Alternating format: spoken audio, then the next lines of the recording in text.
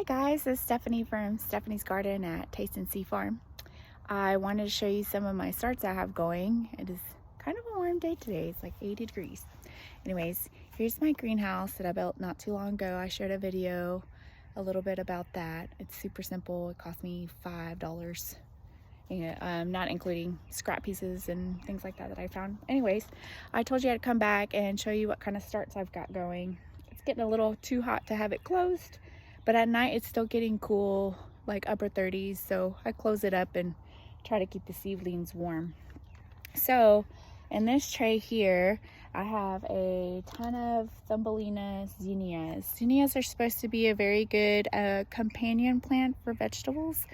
They're supposed to attract beneficial insects that will prey on some of the unbeneficial things. So just Thumbelina means they're super small, so I figured I would border some of the vegetable beds or maybe put them in pots near around, because I want to have whatever space for vegetables as much as possible, and then I don't want to crowd it out by flowers. But if flowers will make my vegetable garden more successful, then hey, I'm willing to share the space. Plus I love flowers. Anyways, my goal would be to have flowers and bouquets for sale as well. I love flowers so much. Anyways, I have a clematis back here that's growing. I got a root from Walmart. I got to the second one. I'm not sure if it froze or what, but I'm still hoping it will come back. Then back here, I seeded some phlox just for fun. I'm sure they have some benefit, but I couldn't find any. Some scarlet runner bean, because I love the flower, and I'm gonna and the beans obviously. And I have some teepees that I'm gonna sow them on the dirt. Sorry, sow next to the teepees. See the trellis, I guess, little teepee trellis. Right now I have peas started there, and then when those are done, I'll replace those with the runner beans. Or I think I can go ahead and put them in the ground before the peas are done, and so they'll start producing shortly after. Anyways, I have sunflower seeds in these here. Some of these are already coming up. I know that you can sow sunflowers directly, but I have a lot of birds here, and I've heard that if you put them in the ground, then a lot of the birds can come after your seed. Although I do have a bird feeder as well, and there's some seedlings down on the ground already growing. I'm gonna let go. There's the birdhouse, and there's some seedlings down by the tree. Anyways, let's see, I have some arugula going here. I have okra that I've seeded. It hasn't popped up yet. Oh, actually, I have one little seedling starting to come up. Clemson, I think it's spineless okra.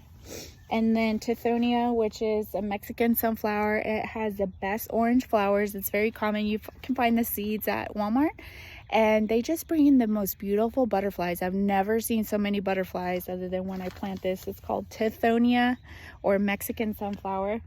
And then I have some Luffa plants growing here. I'm really excited to have some Luffa. They're gourds, I think, and then you let them dry out, and then you harvest the Luffa and you can use them in the bath. So I'm hoping if I get a lot of those, I can sell them at our Rico ring. And then here we have Bloomsdale spinach. It's kind of coming up. These are empty. We'll see how those do. Then I have more pole beans I'll put on the other teepee trellis.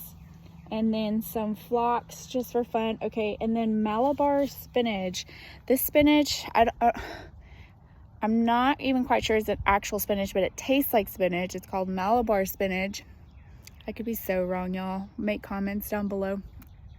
But it grows up a trellis, and it's supposed to be heat tolerant. So, you know, spinach only grows when it's cool, and then it won't do great. And we get super hot here in Texas. I'm in zone 8B.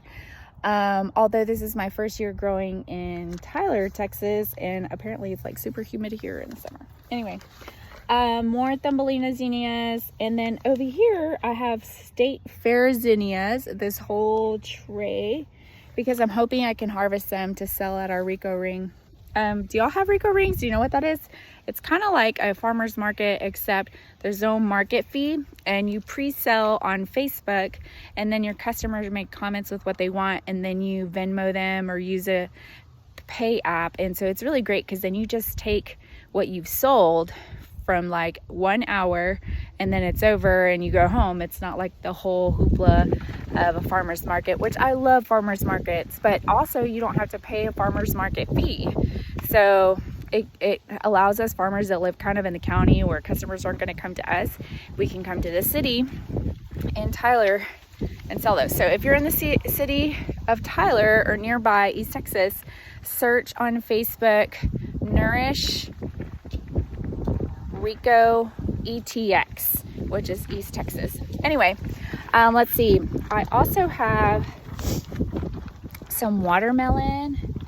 I have kiss melon. What else?